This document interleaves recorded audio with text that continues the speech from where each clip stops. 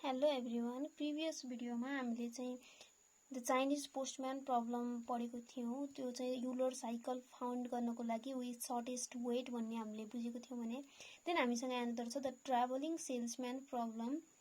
It is to find out, यो चाहिँ यदि हाम्रो Chinese postman problem Euler cycle find out गर्नु हो भने यो चाहिँ to find Hamiltonian cycle with shortest length. Then अब हामी हेरौं, let us suppose हामीसँग एउटा ग्राफ छ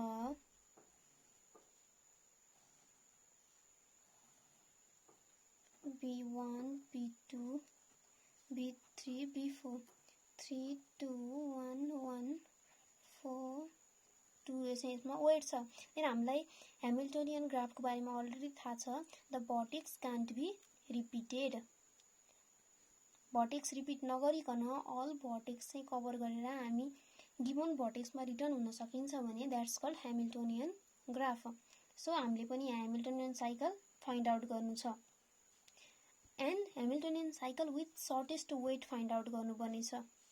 यसको चाहिँ एउटा कमन ल्याङ्ग्वेजमा यसको एक्सप्लेनेसन छ that a traveler needs to visit all cities from the list भनेको लेट अस सपोज हामीसँग B1 B2 B3 B4 भन्ने चाहिँ सिटीहरु छ and the distance between all cities are known. तिनीहरु बीचको चाहिँ डिस्टेन्स पनि नोन छ and each cities should be visited once. त्यसले चाहिँ एज अ ह्यामिल्टोनियन ग्राफमा each vertex should be visited once. So if they are city then all cities should be visited once. Then what is the possible shortest route that he visits each cities exactly once and return back to the original city? Let us suppose हामी original city B1 लिएर गर्यौं भने अब how to find out? First मा हामी के गरिन्छ, matrix form गरिन्छ with all vertices। हाम्रो adjacency मैट्रिक्स जस्तै हामी के गरिन्छ, फर्मेसन गरिन्छ। सो B1 एन्ड B1 को बीचमा वेट कति छ, 0। B1 एन्ड B2 को बीचमा 2। B1 एन्ड B3 को weight 3।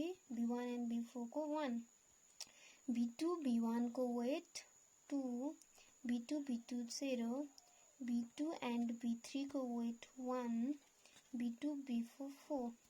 B3 and B1 3। B3 B2 1। B3 B3 0। B3 B4 2।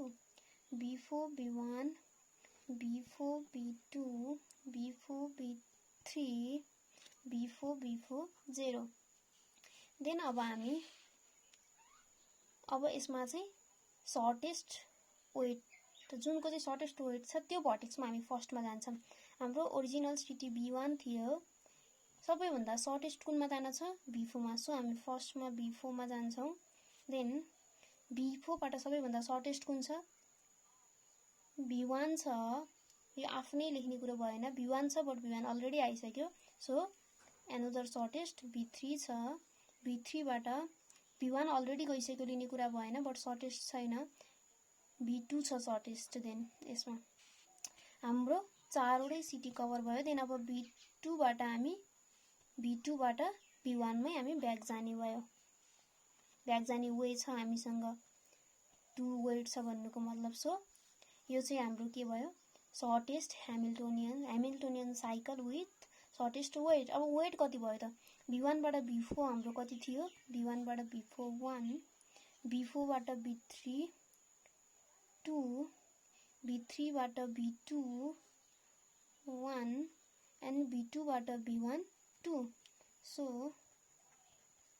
Total cost is equal to हाम्रो कति हुने भयो, 236 युनिट्स भयो हाम्रो टोटल ह्यामिल्टोनियन साइकलको कस्ट। And this is our Hamiltonian cycle in given graph.